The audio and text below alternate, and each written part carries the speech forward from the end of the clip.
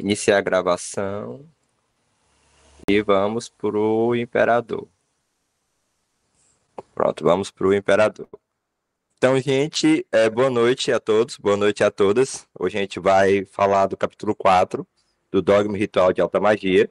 A gente vai falar do Arcano do Imperador, que é a chave hermenêutica desse capítulo. E a gente vai falar um pouquinho também do capítulo 4 do Apocalipse, né? Quais seriam, vamos dizer assim, as relações esotéricas desse capítulo do Apocalipse com o Arcano do Tarô. Para quem está chegando agora, a gente está investigando esotericamente e filosoficamente a hipótese, né, típica do ocultismo, ou seja, do esoterismo contemporâneo, de que as 22 letras do alfabeto hebraico teriam relação com os 22 arcanos maiores do tarô, com os 22 capítulos do Apocalipse e também alguns dizem que com os 22 capítulos de João. Agora, exatamente, eu não me recordo se João tem 22 capítulos, mas eu já li sobre isso também. Então, a gente trabalha com essa hipótese da relação do tarô, né, com o Apocalipse, e com as letras hebraicas, né? E segundo alguns ocultistas esotéricos, esse é o maior segredo de todos, né? Esse é o arcano mistério, esse seria a rota, esse seria o alfabeto secreto que os Rosacruzes diziam ter ali dos manifestos, né? Então a gente investiga as implicações arquetípicas, filosóficas, teológicas, sociológicas e também esotéricas dessas ideias, né, que o Eliphas Levi movimentou nessa obra Dogma Ritual de Alta Magia, que é uma obra clássica, assim, dos estudos de magia, porque ela faz uma espécie de apanhado geral, de síntese, né, de grande tratado, né, de magia, do conhecimento mágico até então, obviamente fruto da cabala cristã, do hermetismo europeu, e ele se apresenta como essa grande síntese a partir do tarô, né, e quer acreditemos ou não nessa relação, no caráter real ou não dela, a gente não pode deixar de dizer que é de uma beleza poética incrível, né? Então, no mínimo, é de uma beleza assim, impactante para nossa alma, né? Então, se você não é obrigado a acreditar que essas relações existem, né? Eu acredito que essas relações elas se dão por revelação, né? Elas se dão quando você está envolvido com o conhecimento que você está conhecendo, né? O conhecimento por revelação é diferente do conhecimento grego, né? Aletheia, desvelar. O conhecimento por revelação ele não é desvelado, não é um ato de desvelar do sujeito que vai procurar o conhecimento. A revelação ela é um tipo de conhecimento em que o sujeito também faz parte daquilo que é conhecido, ele participa do conhecimento. Então, essas revelações elas são místicas nesse sentido, né? Esotéricas e místicas nesse sentido. Bom, então vamos começar nossas redes de associações, porque hoje tem muito assunto, né? E no final eu vou abrir para perguntas, como todos sabem, e aí guarde as perguntas aí, anotem direitinho e tal, para a gente falar no final. Vamos avançar um pouquinho nessa simbologia, né? E nas ideias que vão fertilizar nossa mente e o nosso espírito, como costumo dizer, quando a gente contempla a Sofia, a sabedoria fala sobre a gente, né? Então, esse ato de estudar essas coisas é profundamente espiritual, é um rito espiritual muito profundo, né? Porque nós estamos, a nossa alma está voltada neste momento para a busca da sabedoria, né? E, obviamente, isso tem um efeito mágico, né? Então, existe a repercussão mágica desse tipo de estudo. Os que estão aqui sabem disso. Bom, e antes de a gente começar a falar do Eliphas Levi, desse quarto capítulo e do Apocalipse, eu trouxe aqui algumas ideias, alguns insights, né, algumas intuições metafísicas que me parecem ser bastante interessantes sobre a chave do quaternário, né, da qual eu sempre falei. E assim, a chave do quaternário, ela é uma chave que diz respeito, vamos dizer assim, à estrutura do mundo. Ela é meio geográfica, ela é meio terrena, ela é meio territorial, ela ela sinaliza as fases, né, de um processo, as fases da luz, né, da luz solar, que ela nasce, tem o meio-dia, depois ela se põe, tem a meia-noite. Então, esse caráter, né, da oscilação da luz se reflete em vários sentidos, como por exemplo, na chave do quaternário está nas quatro estações, nas quatro fases da vida, né, que é o nascimento, o crescimento, a morte e a imortalidade, como diz o livro Levi, né? Assim como a vida, assim como o nascimento não é uma vida completa, né? Porque o nascimento não é uma vida completa, é uma vida que está para se completar, né? Se o nascimento não é uma vida completa, então, por analogia, né, lógica, a morte não poderia ser um fim absoluto. É, né? Uma chave muito linda que o Livro Levi vai trazer nesse capítulo, tem a ver com essa chave do quaternário. Você também pode pensar, achar as fases da vida como a infância, né? A fase jovem, né? Adulta e a velhice, né? Podemos pensar assim também as 4 fases da vida humana. As 4 fases da respiração, né? Quem já estudou sobre yoga, sobre respiração, sabe que a respiração tem 4 fases, né? Que é a primeira, que é sem o ar nem nada. A segunda, puxar, né? E ficar cheio. Aí o cheio é a terceira, né? E o soltar seria a 4ª fase. Isso tem muito a ver com as fases da Lua, né? Então, reter o ar é a Lua crescente, né? Então, começa do zero, a Lua nova. Aí retém o ar, vai puxando o ar, é a Lua crescente. Quando eu fico cheio de ar que eu paro, é a Lua nova, ou a Lua cheia. Aí eu solto o ar, aí é a lua minguante. Quando eu fico mais sem nenhum ar, é a lua nova. Então, os yogis da Índia, eles já prestavam atenção como o ciclo da respiração é o ciclo da lua, é o ciclo dos seres, é o ciclo do universo, é o ciclo da vida, né? O calendário lunar, a gente vai ver muito isso, porque que as religiões, né? Porque os povos antigos trabalhavam muito o calendário lunar, porque tem a ver com essa alma do mundo, né? O quaternário, os 4 elementos, essa coisa que gira. As 4 fases da lua, como eu venho falando aqui. Os 4 evangelhos, né? Os 4 animais da roda de Ezequiel, que vão reaparecer no Apocalipse, que vão reaparecer no Arcano do Mundo, né? Do Tarô. As 4 novas verdades, se você quiser trazer uma coisa assim do budismo, né? Poxa, 4 novas verdades, né? Será que tem uma chave quaternária aí? Aí a galera que gosta mais de Blavatsky, que gosta mais de orientalismo, não é o nosso caso aqui. A gente é mais focado nos trabalhos do Ocidente, né? E nada contra o trabalho do Oriente, mas aqui é uma questão metodológica, a gente foca mais nas questões do Ocidente, né? Isso eu acredito por uma razão metodológica. As 4 iniciações, a iniciação da terra, a iniciação do ar, da água e do fogo, né? Que a gente que estuda esoterismo já sabe muito bem disso.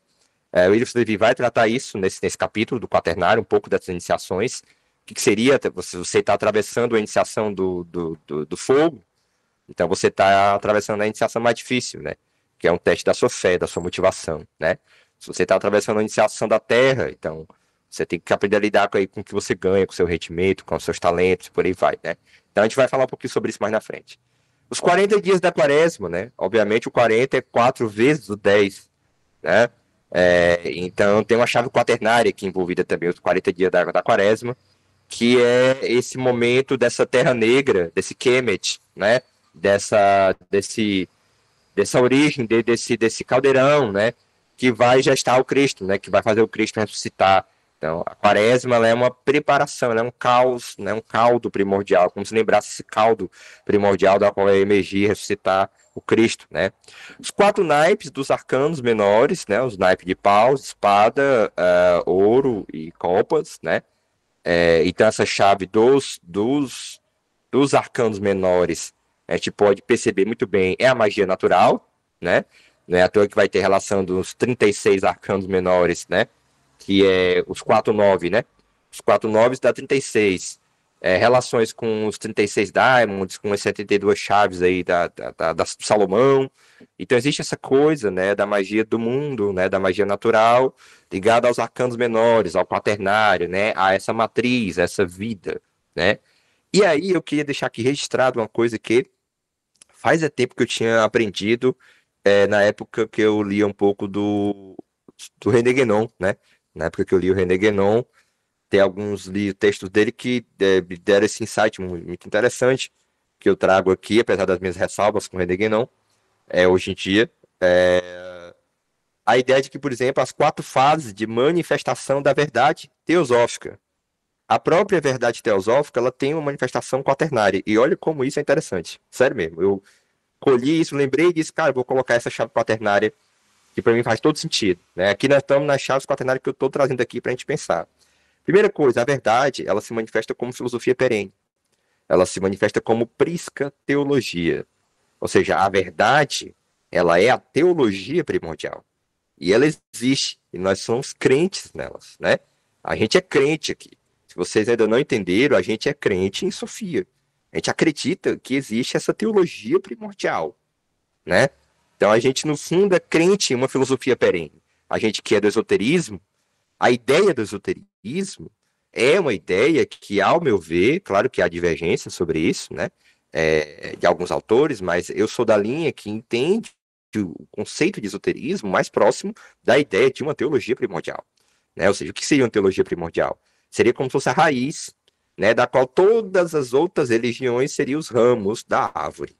Então, essa raiz existe? Existe. Ela seria a filosofia perene. Então, a verdade, ela se manifesta como filosofia perene, como teologia primordial.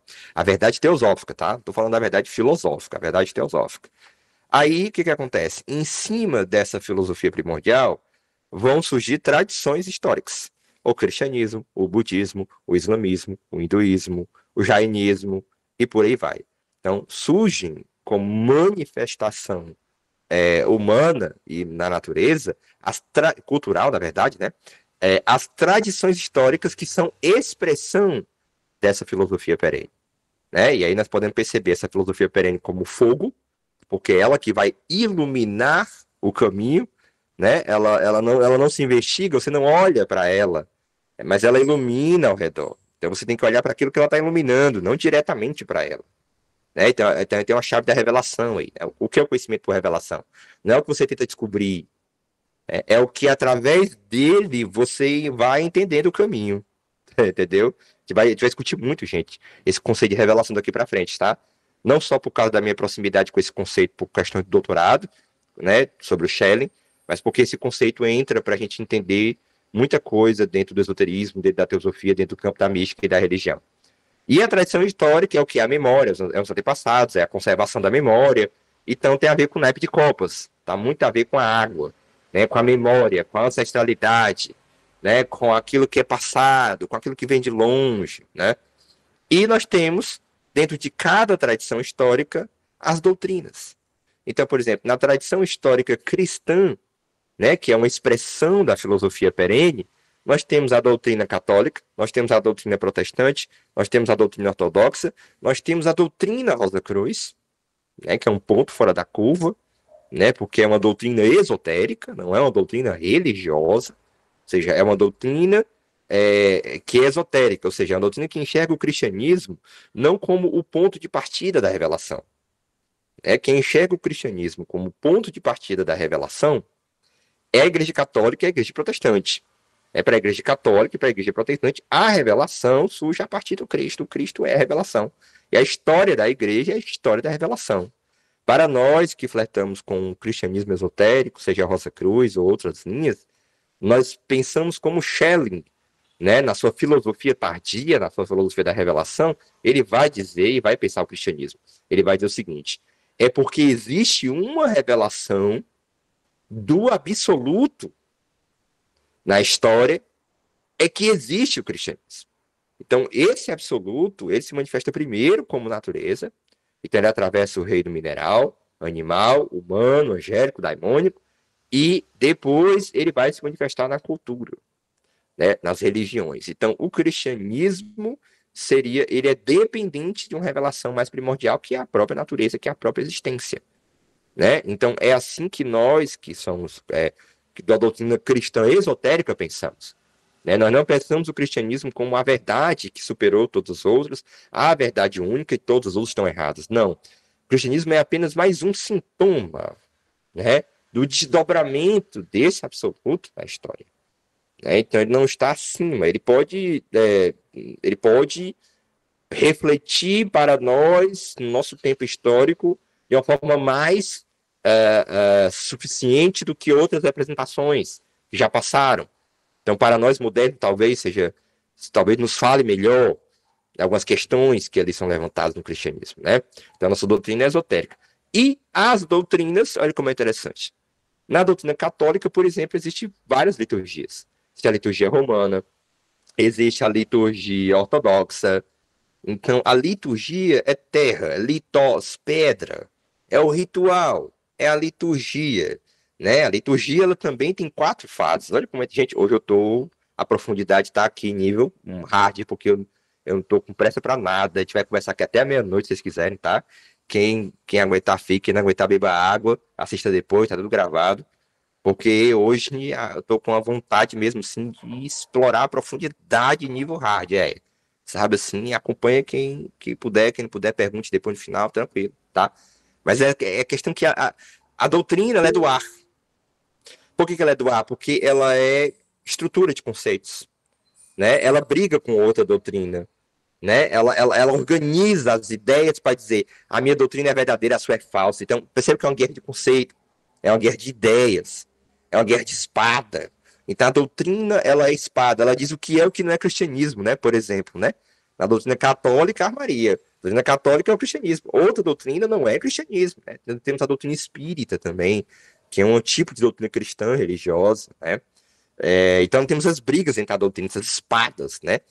E isso mostra mais uma vez, gente, como a ordem dos elementos tá muito ligada à chave do Medes, né?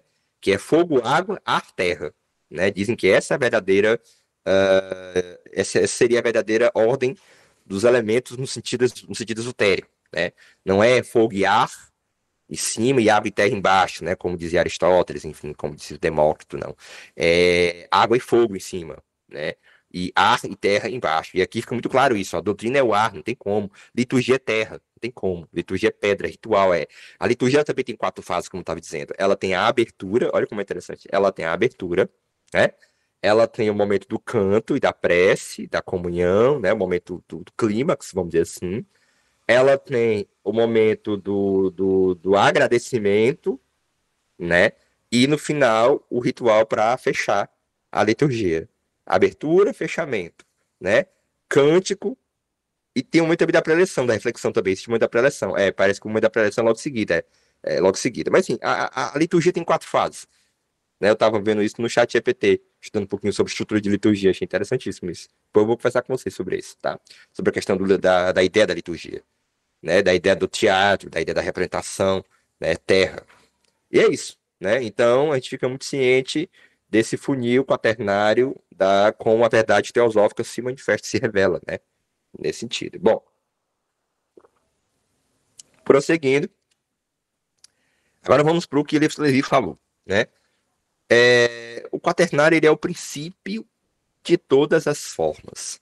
Então tudo aquilo que tem forma vem dessa ideia metafísica do quaternário. Porque entendam, gente, o princípio, o conceito de princípio, ele não vamos dizer assim, um conceito que designa uma coisa, entende? Né? O princípio, ele é ativo em relação àquilo que ele designa. Então, ele é designante, né?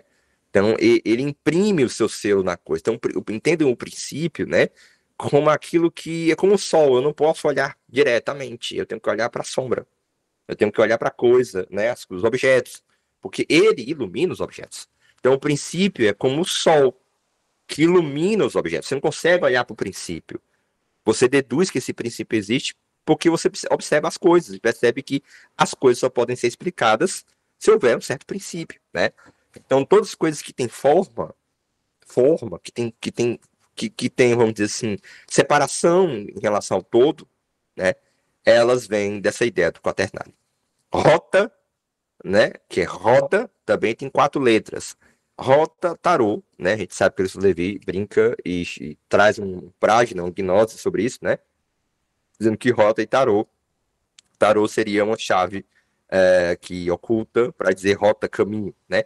Essa roda, né? Essa quadratura do círculo, essa roda porque essa cruz quaternária ela roda, né? E aí lembra o antigo símbolo da suástica, né? Que foi aí corrompido pelo nazismo, mas é um símbolo muito antigo. Então a suástica é esse quaternário que,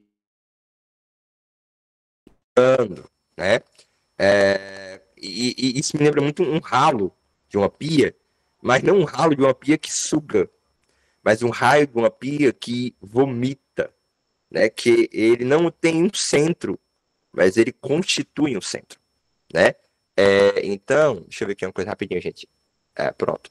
Então, continuando. Só deixa eu tirar aqui o Bluetooth, pronto. Então, toda a ciência mágica consiste no conhecimento deste segredo, ou seja, no conhecimento né, dessas alternâncias da potência da luz na alma do mundo, né? Então a luz tem um momento de nascimento, ela tem um momento de pino, ela tem um momento de decadência, ela tem um momento de desaparecimento. Então, se você souber usar essas forças disponíveis da alma do mundo ao seu propósito, você é o mestre dos magos. Você é um magista, né? Você é um conhecedor do código e da linguagem da natureza e é capaz de fazer uso desse conhecimento, né? E aí? Bom, primeiro, a queda do mundo antigo e o triunfo do evangelho sobre a primeira vinda. Ele também fala, isso, Levi, que seriam que 4 fases da história também, né? A queda do mundo antigo, a queda do paganismo e o triunfo do evangelho, né? O Schelling também vai tratar isso na sua parte filosófica, o quanto o evangelho, na verdade, ele representou uma nova necessidade espiritual vinda do novo contexto histórico que até então estava se apresentando, que era o colapso do Império Romano. Né? Então, com o colapso do Império Romano, né, essa coisa de eu vou morrer na guerra em honra e glória a Roma, meio que começava a perder o sentido, porque Roma estava sendo destruída, Roma estava sendo saqueada. Então, o universo do grego romano, estava sendo destruído. Então, nesse contexto histórico, é importante salvar a minha alma. Outras preocupações começam a aparecer. O que vai ser de mim? Eu vou morrer de qualquer jeito? O que vai ser depois de mim? Depois disso? O que vai ter do outro lado? Como eu posso garantir uma boa vida do outro lado? Aí surgem as escolas de mistério, né? Para poder dar conta dessa nova demanda mercadológica espiritual, vamos dizer assim. E surge o cristianismo como uma popularização das ideias das escolas de mistério, porque as escolas de mistério gregas eram coisas de uma certa elite intelectual. Né? O cristianismo seria quando essa necessidade espiritual se urbaniza demais, né? E aí se urbaniza ali muito entre os judeus, os gregos e tal, e surge o cristianismo, né? Então o triunfo do evangelho seria, na verdade, não um triunfo, mas seria uma nova necessidade espiritual da humanidade que se vê diante da finitude, diante do Saturno, diante da cruz, né? Diante do mal, diante do sofrimento, né? Então é uma outra contexto histórico, né? Que sejam outras questões. Então, o cristianismo, eu vejo muito o cristianismo como Saturno. Não é à toa que Saturno tem uma cruz no seu símbolo e o cristianismo tem muito essa ideia da cruz. E eu vejo, por exemplo, o paganismo como Lua. A Lua, a grande mãe, a floresta, o bem-estar, a vida, a alegria, a família, o território. Muito lunar, né? Muito casa 4. Eu vejo o paganismo como lunar casa 4, a raiz, né? Então a magia ali era tida como para conquistar mesmo, para dar as coisas materiais, a cura, a saúde, a festa, a colheita, né? Como é no paganismo, né? Os festivais de colheita, bem lua, né? Bem base, bem mãe. E o cristianismo, Saturno, o deserto, o sofrimento, né? A redenção, a fé, né? Aquela paz do pendurado, do arcano do pendurado, né? O cristianismo é bem isso. Bom, e a segunda parte, que é a grande apostasia, que é a vinda do anticristo, né? Então existe o triunfo do evangelho, e aí vem a vinda do anticristo logo em seguida. Obviamente o anticristo é a igreja, né? Todos nós sabemos disso. O Jacobani fala bastante isso. O anticristo é a igreja, tanto católica quanto protestante luterano, tá? A queda do anticristo, né? E volta às ideias cristãs. Então, e o triunfo definitivo do evangelho, ou segunda vinda, designada sob o nome de juízo final. É claro que o rosacrucianismo, ele se entende como esse quarto momento, né? O triunfo definitivo do evangelho, a segunda vinda, o juízo final, né? Então, o rosacrucianismo se entende como o renascimento do cristianismo, né? Porque há uma queda da igreja cristã, né? E a reforma protestante foi a primeira tentativa de levantar essa igreja, que também caiu, né? E aí o rosacrucianismo é a tentativa de levantar a reforma protestante, isso historicamente falando, né? E a cruz filosófica, que a gente vai ver agora, é a chave da profecia. Por que é a chave da profecia? Porque o profeta é aquele que vê adiante. Né? E se você conhece esse movimento do mundo, esse fluxo quaternário, você consegue entender o sentido do tempo, o sentido daquela era. A era que nós vivemos é uma era de decadência ou é uma era de prosperidade? Claramente é uma era de decadência. E aí você consegue entender o fluxo, né? Você consegue entender o movimento, você consegue entender a tendência das coisas. Né? E o profeta é aquele que, de algum modo, intui isso, né? E expressa no seu discurso. Uma chave interessante do quaternário é que o arcano 13, o arcano da morte, né? Ele tem na sua dimensão teosófica 1 mais 3 igual a 4, né? Então existe uma ligação entre o arcano da morte e o arcano do imperador. Né? Ou seja, a primeira coisa que a gente pode pensar é que a morte, ela impera. Não tem como escapar dela. Ela é soberana. Olha como é interessante. Ela é soberana. Né? E ela vem te mostrar a tua finitude. E é interessante porque se o 4 é a alma do mundo, é o fluxo da natureza, é o movimento desse princípio de todas as formas, então, só um minutinho, Gelo, tu tá aparecendo. Então, o que acontece? A morte seria um retorno a isso. Um retorno a essa alma do mundo. Né? Ou seja, o que nós aqui chamamos de processo biológico do morrer seria uma espécie de eu estou no cenário, eu estou vivo, eu estou nos bastidores, eu estou morto. Né? Então, morrer seria apenas ir para os bastidores da cena divina. Interessante isso, né? Então, não existe cessar de existir. Né? Então, ele diz, Wilfred Levi, a morte com efeito, e é engraçado, por que o Wilfred Levi vai falar sobre o tema da morte? Né? No arcano do imperador. Por, de algum modo, ele deve estar de olho nessa relação teosófica do 13 com o 4, né? Diz assim, a morte com efeito não pode ser um fim absoluto, do mesmo modo que o nascimento não é um começo real. O nascimento prova a pré-existência do ente humano, pois que nada se produz do nada. E a morte prova a imortalidade, porque o ente não pode cessar de existir, do mesmo modo que o nada não pode cessar de não existir. Olha como isso é interessante, né? Eu já falei sobre isso aqui.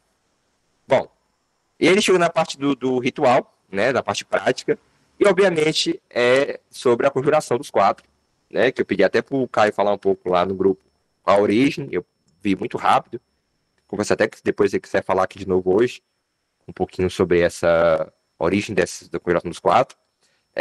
A conjuração dos 4 elementos, né, seria a dimensão prática, o ritual, né, dessa ideia do quaternário.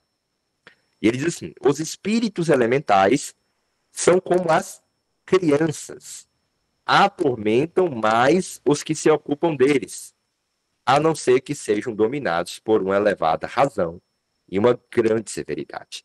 Né? Então, que são os espíritos elementais? Ele vai dizer aqui nesse outro parágrafo, né? Ele vai dar essa ideia do que são. O que são os espíritos elementais? De uma vez por todas, para a gente entender. Né? As 4 formas elementais separam, elas têm a ação. A ação de separar e a ação de especificar. Elas não são separadas nem específicas, mas elas constituem a separação e constituem a especificidade das coisas.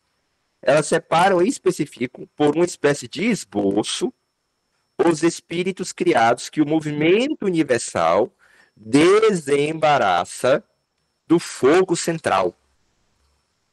Esse fogo central é o abismo, é o Ein Sof, tá?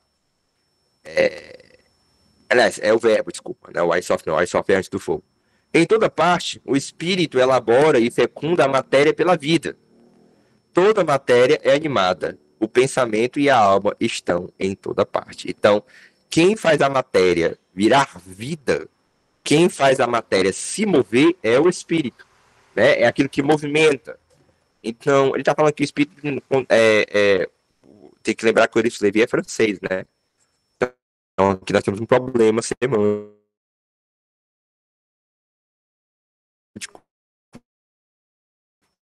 que é da língua francesa, é a língua alemã, tá, gente? Na língua alemã é que nós temos Seele para alma e Geist para espírito, tá? Então a teosofia ela é alemã, né? Ela não é francesa. Então o Levi aqui está falando dos espíritos criados, ele está falando como a gente chama de alma, né? Que são esses princípios de vida, né? A alma é a matéria animada, tudo que se move é animado, tem alma, né? Então se move, né?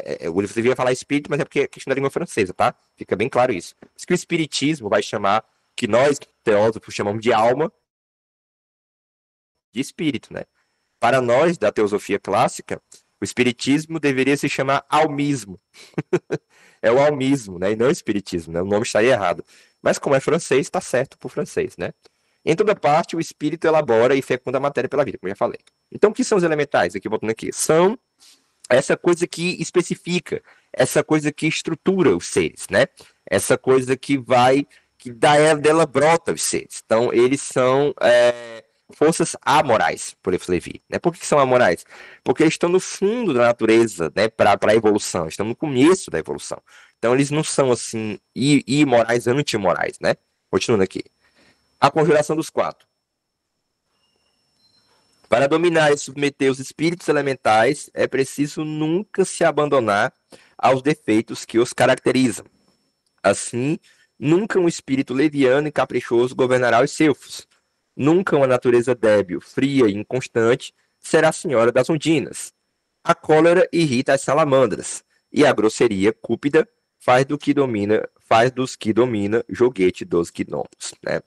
Então, vamos deixar uma coisa clara aqui para a gente entender. Por que que os elementais, a força elemental, ela precisa, né, de uma vontade firme para que ter poder sobre ela, no sentido de não ser arrastado sobre ela. Né? Não é um poder aí que se exerce porque eu sou ser humano, eu sou o senhor do mundo, eu tenho que mandar nos elementais porque eu sou um ser puro, imaculado. Não, não é isso.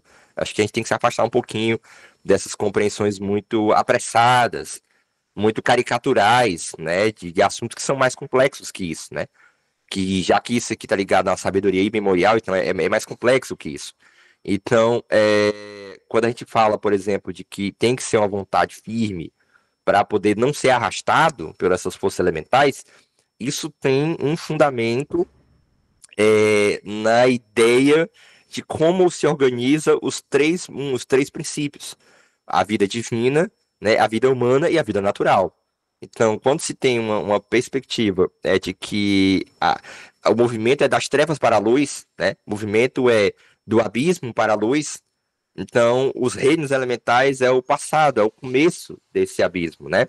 É o começo dessa experiência que é alquímica, que é evolutiva, vamos dizer assim, que é conflituosa, que é caos primordial, que é do caos que nascem as estrelas, né? Que é do caos que vai surgindo e vai se estruturando. Então Deus não é, Deus será, né? Então é das trevas para a luz. Então quando se tem essa perspectiva, a gente entende que o mundo natural ele está próximo do abismo, ele está muito próximo do abismo. Né? Então ele está muito próximo do caos original. Caos para nós, né? Caos que é trevas, mas que não é o mal.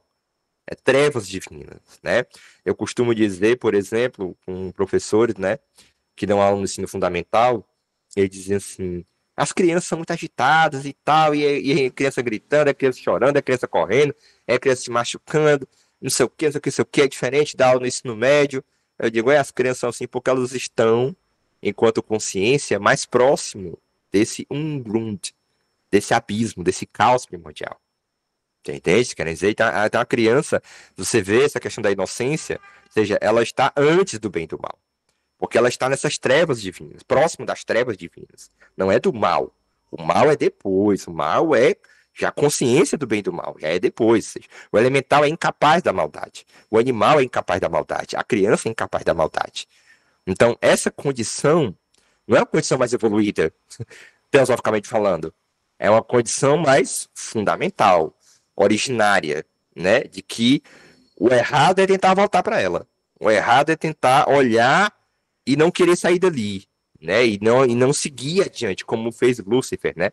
Lúcifer olhou para esse abismo originário e tentou dominar esse abismo originário. Tentou fixar isso, né? Mas enfim, isso já é outra questão. Então, para dominar e submeter os espíritos elementais, como já li, né? Então, como eles são forças, e essas forças, elas não estão somente na natureza, elas estão na alma humana, é importante entender isso, esse paralelismo da alma humana com a natureza, tá bom? O que tem na alma humana tem na natureza, e é espelhada na natureza, e o que tem na natureza é espelhada na alma humana, a ponto de Jacob Boehme dizer que o caminho mais fácil para entender a natureza é a alma humana, né? É o paralelo que a alma humana faz com o espírito do mundo, né? Então, a melhor forma de entender a natureza é a alma humana, né? E do contrário, a melhor forma de entender a alma humana é olhar para a natureza, né? Então, tem esse jogo aí da filosofia do renascimento muito forte.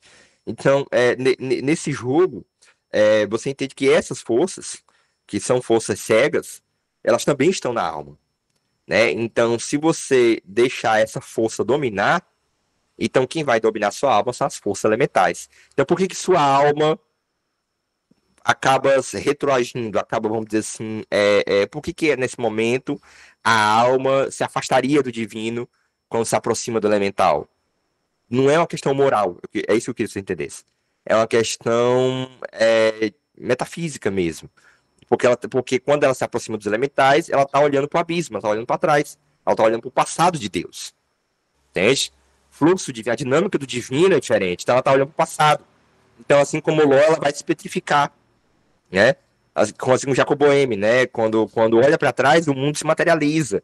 Aí tem o mundo material, então se petrifica, né? Então esse abismo ele retroage meio que calcinando a pessoa, né? Então não é uma questão moral, como a princípio a gente pode imaginar, moral estoica, né? Mas é uma questão metafísica mesmo, é uma questão de uma geografia transcendental do divino, vamos dizer assim, né? O divino é essa estrutura. O divino é saída da luz para as trevas. O divino é um ato de superar a sua própria natureza divina. Então, o divino é um triunfo sobre um caos primordial. Isso é Jacob Boehme, por exemplo, né? Muito diferente do Platão, que o Platão não admitia um caos original. Platão admitia que o princípio original de tudo era o bem, era a luz, era a ordem. Né? O Jacob Boehme está dizendo, não, tem um caos dentro de Deus. Tem um passado dentro de Deus.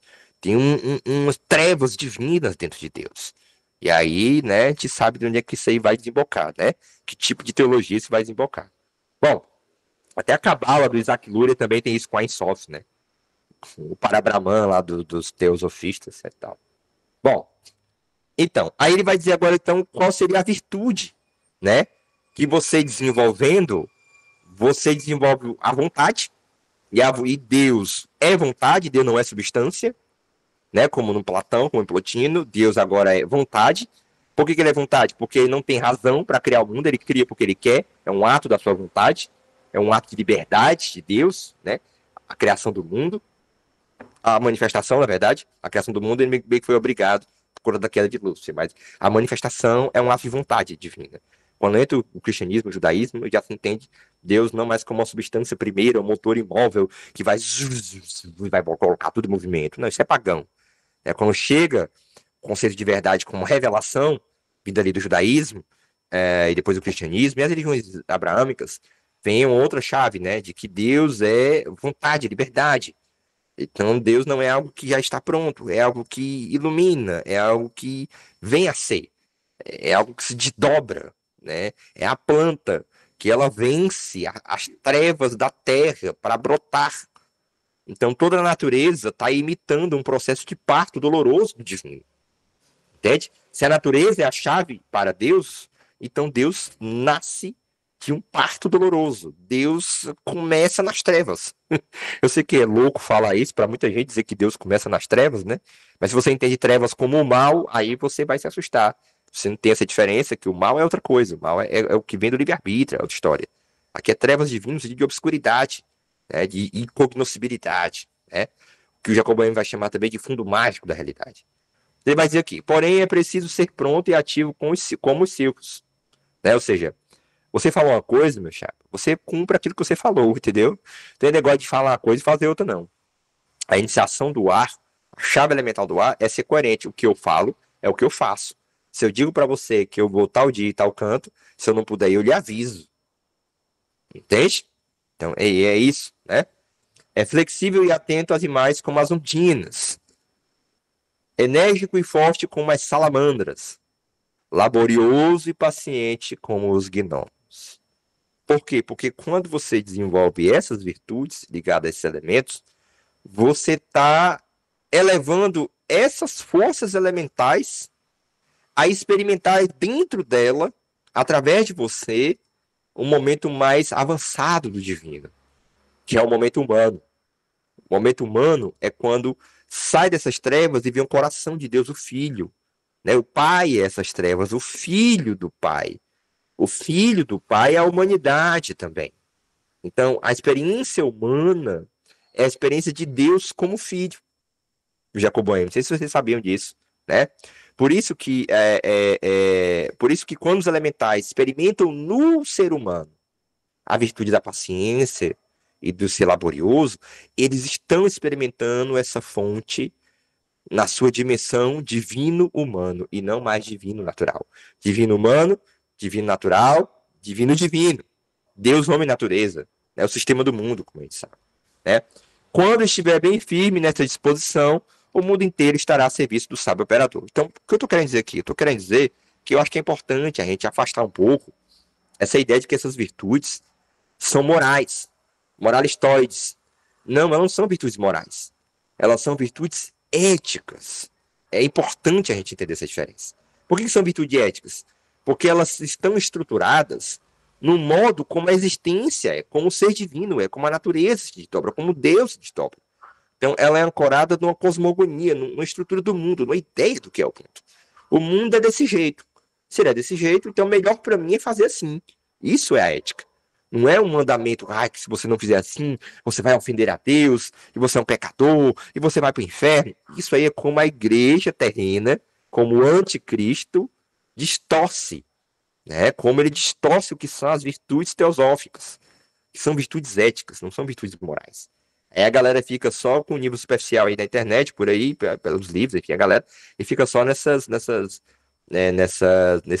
clichês, nesses espantalhos, né? Essas visões muito reducionistas, né? Do que é essa coisa. Bom, e aí, continuando. A aeromancia, já fala também dos tipos de oráculos, dos 4 elementos. A aeromancia, se eu não me engano, posso estar enganado, mas pode ser que tenha a ver com as nuvens, não sei. O formato das nuvens. A oniromancia aos sonhos, né? A piromancia com fogo, né? A hidromancia com a água, e a cristalomancia e a geomancia com a terra, junto com a cartomancia. Eu queria colocar a cartomancia como um oráculo da terra, né? Enfim, aí é uma comparação. Bom, e na árvore da vida, né? Vamos falar um pouquinho da árvore da vida. A árvore da vida é da cabala hermética. O imperador, pelo menos pela tradição francesa, tá? Ele está ligado a esse caminho que liga Binah, que Rockman de Binah. Olha como é interessante, né? Então é um caminho horizontal. É um caminho de estrutura, assentamento, horizontal. É diferente da imperatriz, que é vertical, que é místico, atemporal, é a experiência do amor, da beleza, da transcendência, da verticalidade, a experiência vertical do tempo. Né? E aí ela está aqui no meio. O imperador é uma experiência mais terrena, mais horizontal. Meu reino, o cuidar, o zelar, a responsabilidade por esse reino, né? A experiência, né? E aceitar esse destino de ser agora o que vai zelar pelo seu reinado, né? Como um bom pai protetor, né? Como um bom pai que é zeloso com a sua criação. Né? À toa que o Yod-Heh Vav-Heh se fala de Deus, do judaísmo, como um rei, né? Um rei divino. A ideia do Pater, né?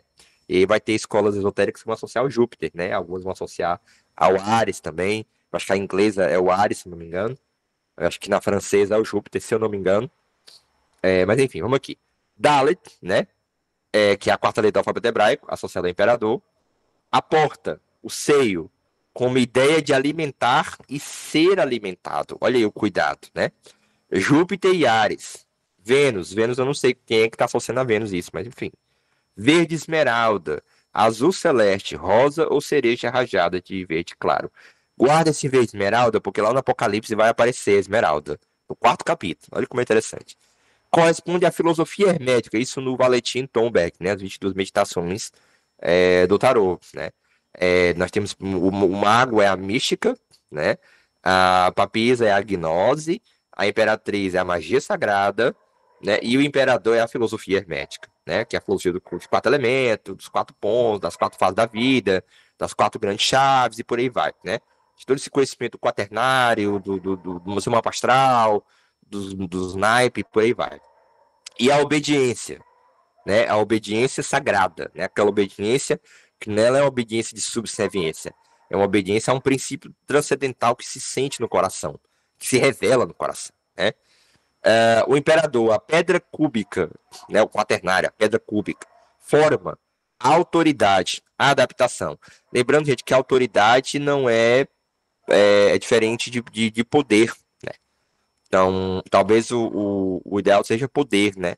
Porque a autoridade é do sacerdote. Por exemplo, na Idade Média, o império tinha poder, mas quem tinha autoridade era a igreja. entende? Então, o conceito de autoridade talvez esteja melhor para o sacerdote do que para o imperador. Ele é uma autoridade? Sim, ele é uma autoridade. Assim como o governo é uma autoridade, né?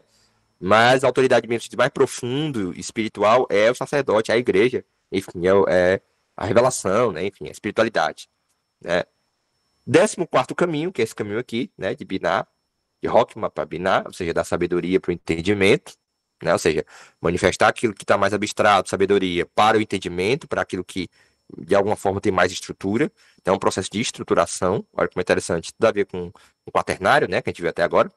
O 14º caminho, né, segundo Sefer Yetzirah, vamos ver o que o Sefer Yetzirah fala desse 14º caminho. Lembrando que o Sefer Yetzirah, ele é medieval, tá? O 14º caminho é a inteligência iluminante. E é assim denominado porque é esse Chasmal, o fundador das ideias ocultas e fundamentais da santidade e de suas fases de preparação. Olha o quaternário. Olha as 4 fases da inspiração, as 4 fases da lua, as 4 elementos, as 4 idades. Tudo que viu o quaternário são fases de preparação da grande obra, né? Então, olha como é interessante. Quando eu falei que o Sefer Yetzirah ele é medieval, eu sei que há controvérsias em relação a isso, tá? Uns vão colocar ele lá para a antiguidade tardia. Mas enfim, isso aí são controvérsias, a gente pode discutir depois isso aí, tá? Aí eu coloquei aqui a imagem, né? Aí vamos para o Apocalipse, no capítulo 4, ele vai falar das pedras, bastante pedra, como é interessante, né? No capítulo 4, lá no Apocalipse, o cara citando pedras, né? Pedras preciosas. Então ele fala assim, Apocalipse 4. E logo fui arrebatado em espírito, e eis que um trono, o imperador ele fica onde no tarô? Ele fica um trono, né? Estava posto no céu. Ele vê o trono, mas ele não vê quem está dentro do trono. Olha como é interessante. E o que? Ele não diz, né? Assentado sobre o trono. Então ele não fala sobre esse ser que está assentado sobre o trono, né? Interessante isso. E o que estava assentado era, na aparência, semelhante à pedra jaspe e sardônica. Está aqui, a jaspe e sardônica. E o arco celeste estava ao redor do trono e parecia semelhante à esmeralda. Está aqui a esmeralda. Né? E o primeiro animal, ele vai falar dos 4 animais no capítulo 4. Gente, se o Apocalipse não é um livro misteriológico mesmo, uma gnose profunda, eu não sei mais o que seria, não. Sempre quis estudar Apocalipse assim, em conjunto, eu agradeço muito vocês aqui, a presença de vocês, porque uma coisa é estudar isso aqui sozinho, outra coisa é estudar em grupo, né? A gente tem que endoidar coletivamente, né? Não pode ser individualmente, não. Então, então assim, e o primeiro animal era semelhante a um leão, e o segundo animal semelhante a um bezerro, e o tinha em terceiro animal o rosto como de um homem, e o quarto animal era semelhante a uma águia voando. Tá aqui, ó.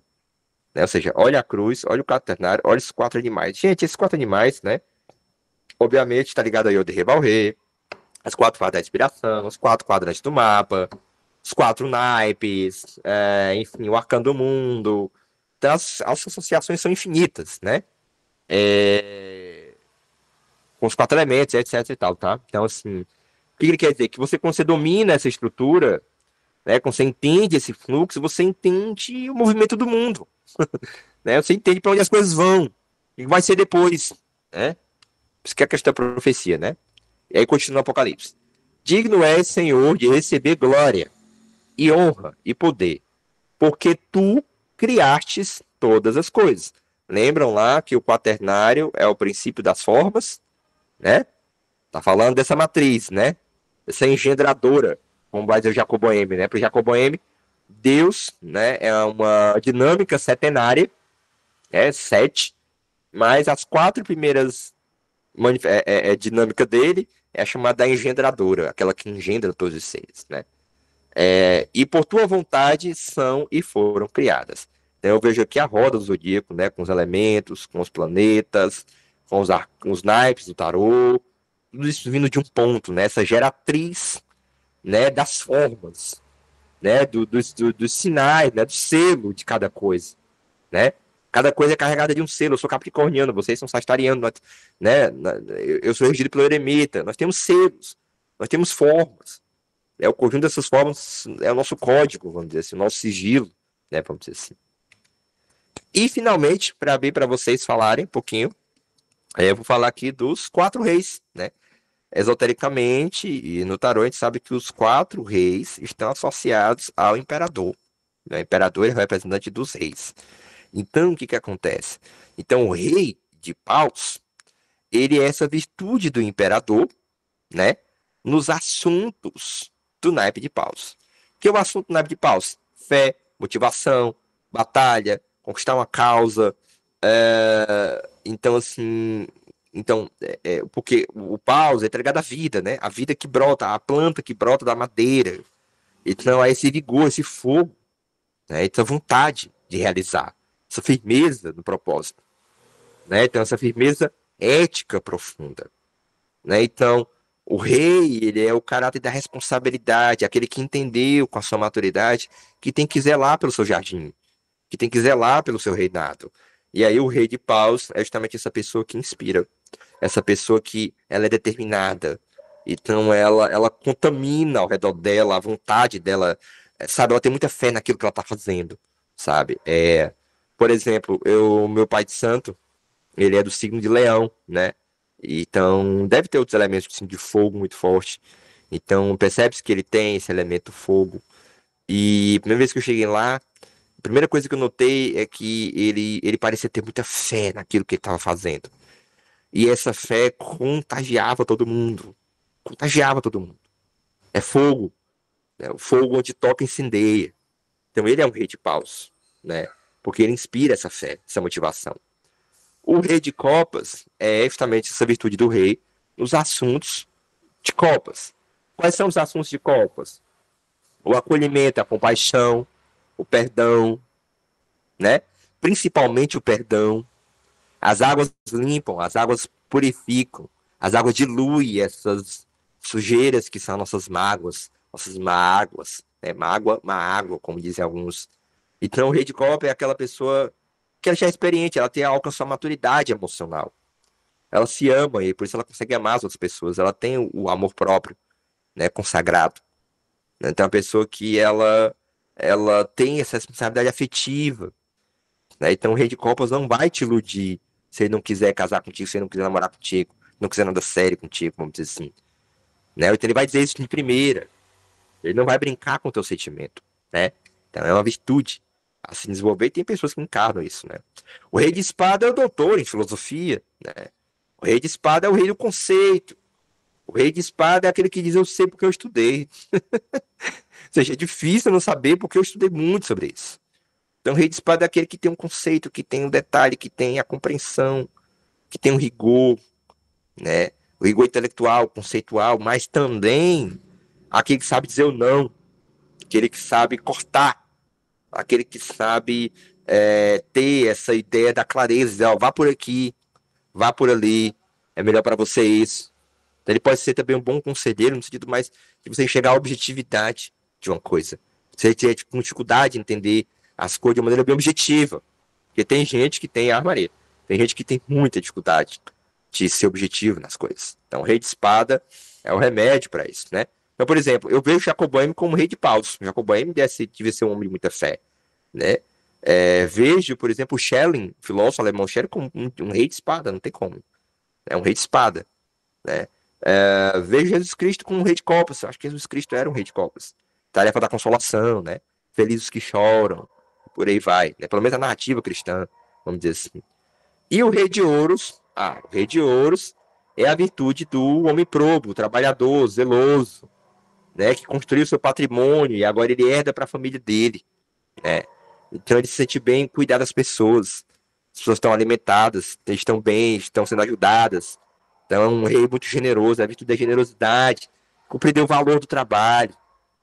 Aí ele triunfa nessa questão material. Então é assim que eu vejo os reis, né?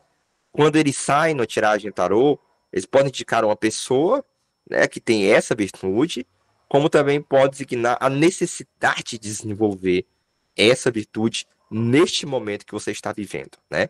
Ou mais, que se for, por exemplo, uma tiragem de lunação, então isso é uma das coisas que você vai desenvolver, que vai estar no jogo, que você vai experimentar. Se você não desenvolver, você pelo menos vai atravessar isso com mais clareza e proximidade. Aquilo vai acontecer, aquilo vai ser a temática daquele ciclo. A alunação foi ontem, né? Se não me engano, nação de touro. Ainda está aberto, se vocês quiserem fazer a tiragem da alunação, tá? Com o tempo a gente vai estruturar melhor esse trabalho. da alunação, mas a princípio cada um pode fazer do seu jeito, tirando 3 cartas ou mais, o método que você quiser. Mas é importante tirá-lo agora na alunação, né? Observar a lua cheia, porque a lua cheia vai ser a revelação, ou seja, vai ser a clareza sobre essas cartas, sobre esse processo, né? E até o ciclo da lua minguante, que é a fase para começar a autolunação, tá certo? Bom, então eu fico por aqui. Eu vou abrir para perguntas e ainda estamos gravando. Podem levantar as mãos aí, podem falar. Eu vou tirar aqui o microfone. Galera. Fogo no parquinho.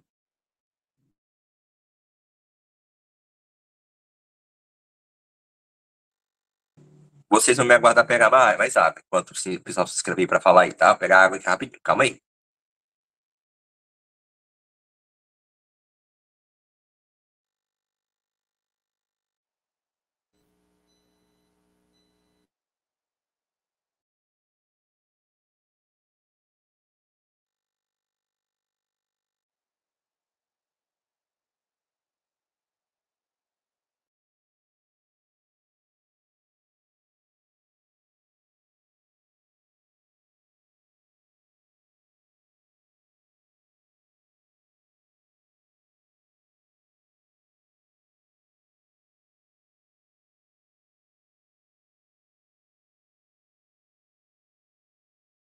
Bora, pô, vocês estão calados hoje. O que foi?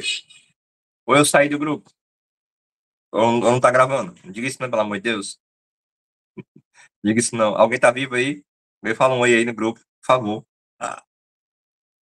Ou será que minha tela paralisou faz tempo? Não acredito, gente. Não. Alô, galerinha? Ah, eu tô aqui. Ai, bom. Meu Deus, por um momento, Léo. Muito eu pensei, será que travou aqui, eu não vi, não gravou? Deus me livre. Não, o Léo tá aí. Então é isso, querem que falar aí dos reis aí, do quaternário aí, fala aí de alguma coisa aí.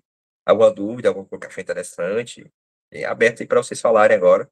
Ou vocês estão tudo lua nova, né? Aí, tudo lunação, já tá muito nessa vibe, né? Almir, pode falar. Professor, pessoal, boa noite. Peraí. A qualidade do áudio. Só uma dúvida em relação ao imperador como o todo. Se o senhor pudesse reforçar isso, porque, assim, o senhor até comentou aqui mais cedo sobre as pessoas que têm uma dificuldade de entender alguma coisa. Eu achei que foi um pouco particular entre nós, porque eu tenho uma dificuldade de entender algumas coisas. Mas só para o senhor reforçar em relação a isso. A como. Na verdade, assim, o senhor já explicou na prática, mas como assim o imperador seria esse domínio ou as coisas desse mundo? Até porque eu não entendi muito bem essa parte. Então, se o senhor puder reforçar, por favor. Excelente pergunta. Excelente, não? Assim, e eu deveria ter falado isso. Acabei não falando. Existe uma diferença entre a alma do mundo e o espírito do mundo. A imperatriz é o espírito do mundo. Então, o espírito, ele é, vamos assim, para a gente entender, supranatural. Ele é metanatural. Vamos dizer assim, para a gente entender. E o mundo, a alma do mundo, o imperador quaternário, ele é natureza. Ele constitui a naturalidade das coisas. Então, quando eu digo que ele é o todo, que o imperador é o todo, ele é o todo em certo sentido, né? Ele é, vamos dizer assim, ele é o todo, mas não o todo espiritual. Ele é o todo, a engendradora divina de todos os seres. Aquilo que é como se fosse a forma do povo, né? Então, o imperador, ele é a forma do povo. O bolo são as criaturas, né? Formatinho, né?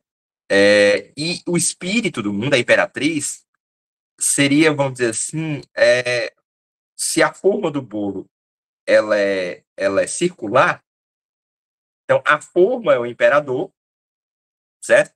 E a ideia de círculo é a imperatriz, né? Então, olha como é interessante. Então o quaternário, ele é um redemoinho, né? O 4 girando, a cruz girando, aí a suástica, né?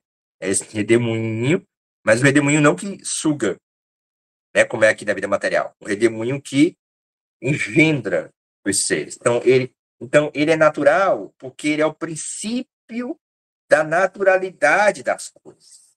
Mas o que tem um mistério interessante, e é difícil realmente entender isso, eu também estou entendendo isso agora, no Jacob Boehme, que é a minha matriz teosófica, que é a matriz que a gente segue aqui, pelo menos, tenta seguir, eu tento entender. Esse quaternário, né, que engendra os seres, ele também tem analogia com um nome divino que tem 4 letras, Yod-He Vav-He. E esse nome divino, que tem 4 letras, ele é o verbo. Ele é o verbo divino. Existe o abismo, o verbo e o Espírito Santo. É como se existe o bosque escuro, né, que é Deus Pai, o abismo. Existe o fogo, que é o Filho. E a luz que ilumina é o Espírito Santo, vamos dizer assim. Né? Então, o verbo é esse fogo. Esse fogo, esse verbo divino, que é luz, que é logos, que é linguagem, no princípio era o logos era Deus, o logos estava com Deus, ele é supranatural. A natureza não existe ainda. A natureza ela vai existir depois. Ela vai existir com a queda de Lúcifer. Ou seja, a queda de Lúcifer é a desarmonia. O que é a queda de Lúcifer? A queda de Lúcifer é uma desarmonia que acontece na dinâmica do divino e que vai engendrar a materialização para conter. A materialização não é para castigar a alma. A materialização do mundo é uma tentativa de redimir essa queda originária de Lúcifer. Eu não vou aqui tentar que seria Lúcifer, seria outra questão. Então, o que acontece? Então, tem uma imagem, porque aqui eu não vou achar essa imagem, eu posso até achar aqui no Google. Tem uma imagem, talvez ficaria bem clara, é a imagem da suástica. Suástica. A imagem da suástica, vou colocar aqui. Pronto. A imagem da suástica, que é a imagem originária, né? Pronto. A imagem da suástica aqui dá conta dessa, como se fosse essa raiz. Na Cabala Mística, a John Fortune, quando ela vai falar dos ases, né, o arcano número 1, né, que tem a ligação do 4 com 1. Né, o 4 é como se fosse Yod-He, Vav-He. O 4 ele é o começo do iode também, ele é o começo do iode do outro ciclo. Né? Papos deixam isso muito claro nos Taros Boêmios. Então, isso aí é como se fosse uma raiz. Né? É como se fosse assim, isso não tem um centro. O Isaac Luria diz isso muito claramente. Né? O cabalista Isaac Luria e Jacob Boehme também. Isso aqui não tem um centro. Por que não tem um centro? Porque a atividade dessa coisa é ela mesma a atividade de constituir um centro. De comprimir o próprio Deus. De comprimir e formar os seres. De comprimir e cagar os seres, vamos dizer assim. Cagar os seres. Assim, uma expressão, né? Pra gente acordar aqui um pouco assim, né? Chacoalhar um pouco assim, né? Então ela não tem um centro porque ela é atividade de constituir um centro para parir esse centro, para parir, lá da forma as coisas. Né? Então, por isso que é um princípio, né? Porque ele não está em lugar nenhum, mas ele cria, ele centrifica as coisas, ele empurra a manifestação. Né? Então, assim, olha como é interessante. Então, a natureza é quaternário, a alma do mundo. Mas o espírito do mundo, né? E aí o espírito do mundo acima dele, o verbo divino, é como se existe um paralelismo misteriológico, interessante, um paralelismo entre o quê? Entre Deus, que é Yod, He, Vav, He, 4 letras, e a natureza, que é uma chave quaternária. Então, é como se a natureza, né, ela é Deus manifestada, mas num outro momento. Né? Então, por exemplo, você tem noção, por exemplo, olha como isso é interessante, você tem noção disso? A gente trabalha com 3 números, né? Para identificar Deus, nome e natureza. Deus é 3, trindade. Né? A gente viu o Deus Levi falando sobre isso. Por que Deus tem que ser uma trindade? O homem é um 7, setenário. Né? Por quê? Porque o homem tem 7 buracos na face, o setenário é 4 mais 3, ou seja, é a natureza e o espírito, e o ser humano é a ponte da natureza e o espírito, e a natureza é 12.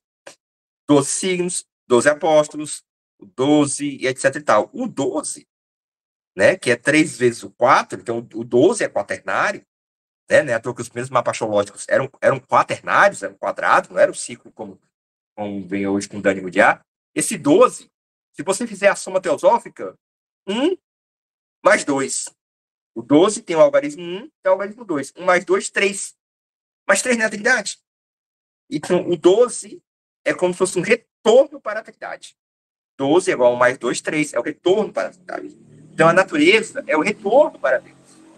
Só que ela não pode retornar para Deus se ela não tem ele na origem. Ou seja, o verbo quaternário engendra a natureza e a natureza é um retorno a esse verbo quaternário. Só que nessa marcha, ela vai constituir as pedras, ela vai constituir as plantas, ela vai constituir os homens, os animais, os homens e os anjos. Né? Então, isso é ela voltando para o verbo divino.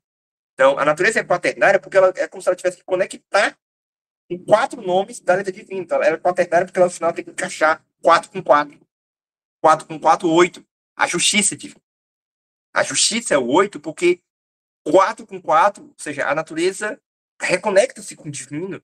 Então, tudo alcança o seu lugar natural, a sua justiça, a sua justiça divina. É feita a justiça divina. A teodiceia, justiça divina, né? Então, assim, eu aqui lancei algumas luzes porque isso não é um assunto muito claro, tá? Isso é normal não entender isso, porque é permeado de obscuridades, né? Jacob Boehme é um filósofo obscuro, é um pensador obscuro. A teologia é obscura, né? Não é fácil entender essas coisas. Mas eu tentei aí jogar algumas compreensões que, com sementes que, com o tempo, a gente vai entendendo, né? Eu tô no terceiro capítulo, eu tô na terceira obra de Jacob Boehme, e eu tô retomando essas questões, né, da natureza com Deus, né?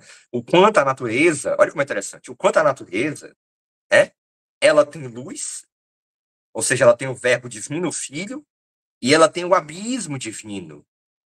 Então, a natureza, ela, dentro dela, tem essa guerra originária. E o Heráclito falava, né? A guerra é a mãe. Né? A guerra é originária, o conflito. A natureza tem um conflito originário, que é um conflito que está no próprio Deus. Ou seja, um conflito originário do próprio divino, que faz o divino ser um brotar.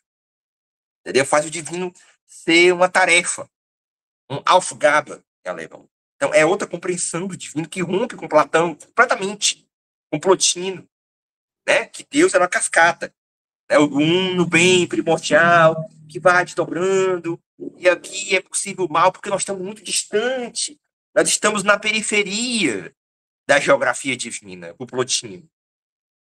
Por isso que aqui é possível o mal. O Jacob Boehme, não. O Jacob Boehme, esse núcleo do divino, trevas originárias, é conflito, é parto, é fricção para sair. Os seres, a luz, a vida, o bem-estar, o triunfo. Então, Deus é esse ato de triunfo sobre a sua natureza originária. Então, é por isso que na natureza material que nós estamos aqui, tem 2 caminhos. Tem o caminho do verbo e tem o caminho de olhar para trás, para o abismo. Né? Ou seja, não é. Então, quando eu olho para trás, para o abismo, é que existe a possibilidade do mal. Então, o mal ele é possível porque dentro de Deus há algo que é o seu próprio passado. E as criaturas acessam esse passado de Deus dentro delas. Meu Deus, isso é muito profundo. Eu sei que isso é muito profundo. É uma das coisas mais profundas que eu já imaginei estudar na minha vida. Não é à toa que o doutorado é isso. Né? Meu doutorado ele vai ser sobre a dialética do mal, o Jacob Boehme e o Schelling. Por que dialética do mal? Porque agora o mal ele não é mais o que coloca Deus em xeque. O mal ele vai retroagir, vai explicar o que é Deus, o que é a natureza e o que é o homem. O mal revela que Deus é uma dinâmica. Entende? Por isso que existe a possibilidade do mal, a possibilidade da liberdade. Entendeu? Se Deus não fosse uma dinâmica de superação de si mesmo, o mal seria impossível. Então, entende? Então o mal ele retroage para revelar que Deus é uma dinâmica, que a natureza é uma dinâmica e que o homem é uma dinâmica. O mal revela que Deus é um conflito originário, há um conflito originário em Deus, há um conflito originário no ser humano e há um conflito originário na natureza. Agora, esse conflito ainda não é o mal. Esse conflito ele se resolve dialeticamente, perfeitamente na eternidade. O mal, olha como é interessante, o mal é quando esse conflito não é entendido, quando esse conflito não é aceito. quando esse conflito é negado. Entende? Então, isso tem ressonância na psicanálise? Muito. Né? Quando o sintoma é negado, você não aceita. Então, tem um livro recente de um canadense, que está em inglês, que é o McGrath, que ele diz, né, ele levanta a hipótese, eu queria muito ler essa obra um dia, que o Freud, ele bebeu de Schelling para poder formar o conceito de inconsciente na psicanálise. E Schelling falava, assim, do conceito de inconsciente, um Wissen, né, Wissenschaft, né, a inconsciência. Só que no Schelling é metafísico. Essa inconsciência é a natureza. A natureza é essa inconsciência que vai engendrar a consciência do espírito. Né? Então, o espírito é natureza autoconsciente. A natureza é espírito adormecido. Então, a natureza espelha o passado do espírito. Por isso que quando nós voltamos para a natureza, o paganismo, nós voltamos para o passado do espírito. E, portanto, nossa alma se ensombreia. Então, esse ensombreamento não é moral. Esse ensombreamento, ele é uma estrutura do próprio ser do divino. Então, é como se fosse assim, cara, não é porque é moral, mas é porque a dinâmica do próprio divino é essa. E como é que eu sei que é essa? Porque a existência do mal revela isso. Eu não preciso de uma canalização mediúnica, eu não preciso de receber um espírito, eu não preciso que um mestre ascensionado venha e me revele um texto secreto que ninguém tem acesso. Não! Eu não preciso entende? Dessas canalizações. Eu só preciso entender a existência do mal. O mal existe? Existe. O mal existe. O que ele revela? O mal vai existir. Se ele existe, então Deus só pode ser uma dinâmica divina, dinâmica, a natureza e o homem. Então eu consigo entender a dinâmica do mundo a partir da existência do mal. Por isso que o mal talvez seja o grande problema da filosofia. O radical problema da filosofia é o problema do mal, da finitude, do sofrimento. Por que tudo não é pleno, perfeito? Por que tem que ter o defeito? Por que tem que ter o sofrimento? Por que tem que ter a falha? Por que isso existe? Porque ela revela.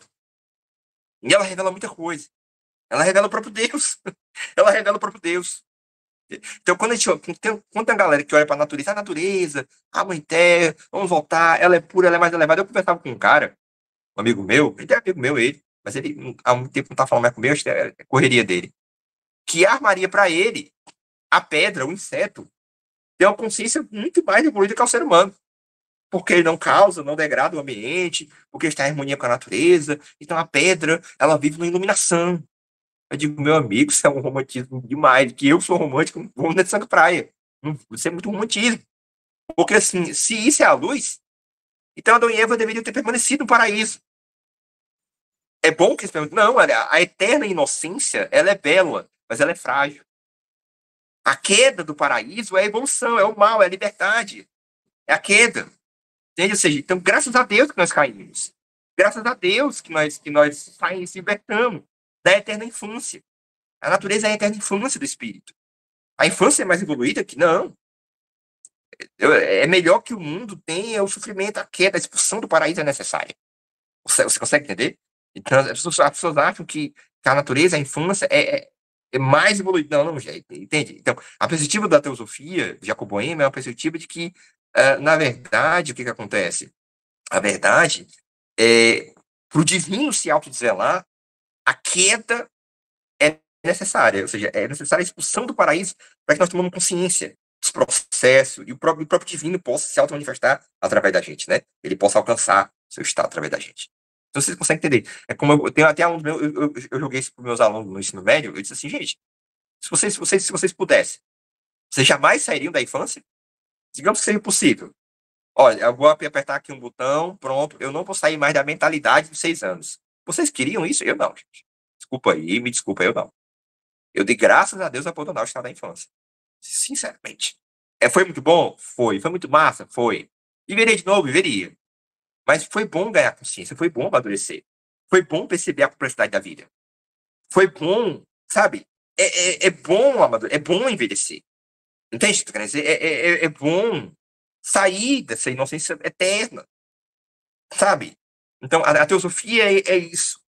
Por isso que ela é uma superação do natural. Por isso que ela não olha com tanto romantismo assim a natureza. A natureza tem trevas e tem luz, na perspectiva teosófica.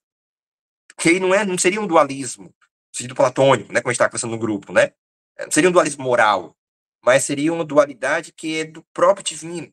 É uma dualidade dialética. Por quê? Porque as trevas revelam a luz e a luz revela as trevas. É a dinâmica. Uma precisa da outra para se manifestar. Entende? Então, elas não são. Elas são antagônicas, mas elas não são opostas. Diferente. Desculpa, elas são opostas, mas não são antagônicas. Elas participam da sabedoria do divino, que é esse desvelamento. É mais ou menos isso, não sei se ficou claro. Alguém tem mais alguma pergunta? Professor, desculpe lhe interromper.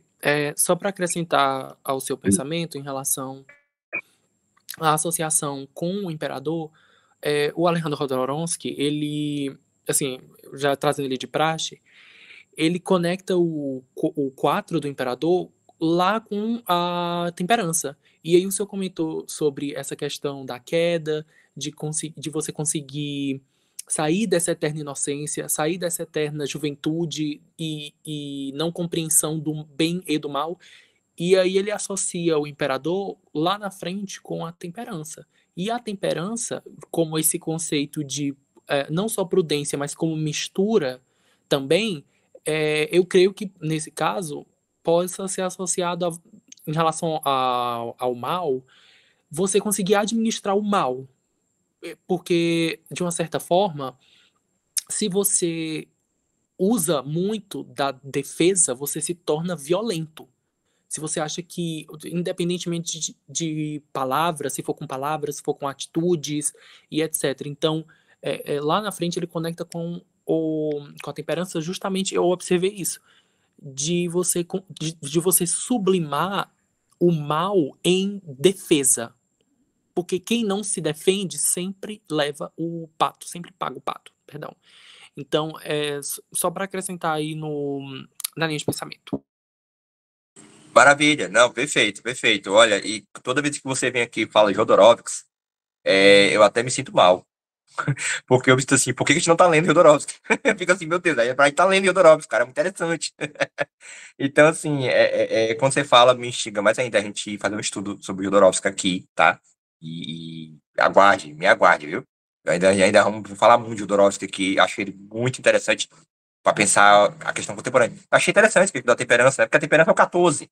O 14 tem o número 4, né? Então, assim, tem um 4 na jogada, e sim, é exatamente isso que a gente tá falando. A temperança tem a alquimia ali, ela tá misturando, ela tá cozinhando, né? Ela tá lidando com a dualidade das coisas, né?